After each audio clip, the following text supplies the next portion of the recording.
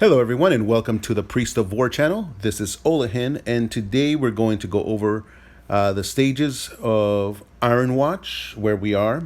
Let me go ahead and show you the different stages that we've been able to do so far. So we are at stage 4, level 9 at the moment. But I wanted to give you guys a quick overview of the different stages that you're going to be facing. So as you can see there, you have stage 1-1. And there is no condition on that one. The condition usually comes up later on, but you're going to be facing, the little orcs, the little knight. Those are the ones that you're facing off in the beginning. And then as you keep moving forward, as you can see, there's a lot more creatures being introduced, like the Dark Elf, the Shadow Wraiths, and here's, for example, at stage 1, level 4, you can see there's a little condition. So you got to pay attention to those because sometimes they make a huge difference in what you're going to be doing in the battle. So for example, this one, it deals double damage versus the same mana type and half damage versus the opposite mana type.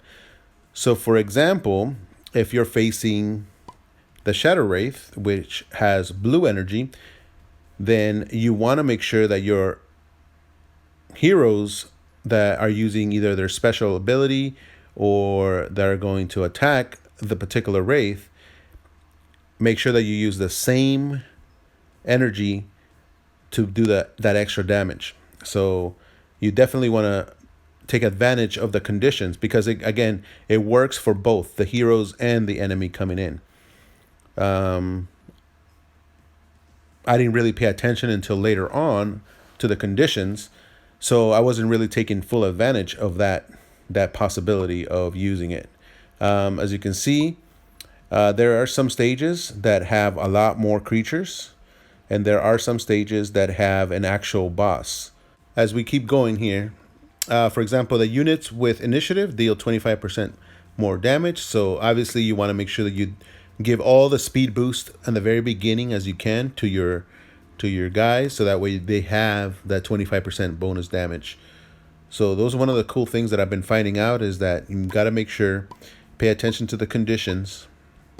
So like this one here, for example, it deals double damage versus the opposite. So the other one was it deals double damage for the same. This one is deal double damage for the opposite. And then this one was a tough one. Wraiths, attacks, and abilities ignore defense. So this stage was a little bit difficult because, again, like I mentioned, usually the Wraiths are DPS creatures.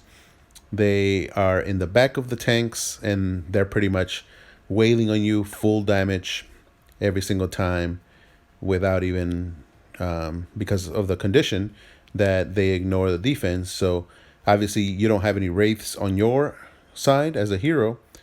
So this stage really benefited the enemies. Let's see here. What else we got? Stage 3 was each round you get one random unit deals 50% bonus damage. So obviously it's random across the board. So sometimes I got the benefit and then sometimes the enemy got the benefit. Obviously that was not fun. Here's, for example, a Phantom Knight is one of the boss enemies that you're going to face. So whenever you see, for example, here, creatures and the enemies that have just one energy, if you ever see an enemy that has like the dual energy, that's usually the boss that you have to face. And then that boss switches from red to blue throughout the fight.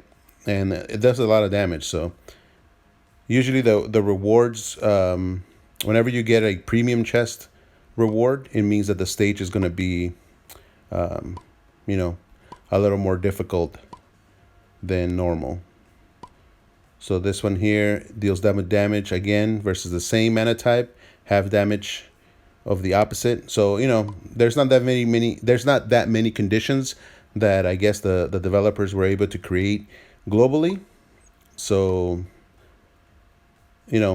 sometimes they're repetitive. At the end of each round, a random unit is burned. So that's another condition there. All red mana abilities cost 1 less. So this one actually was a fun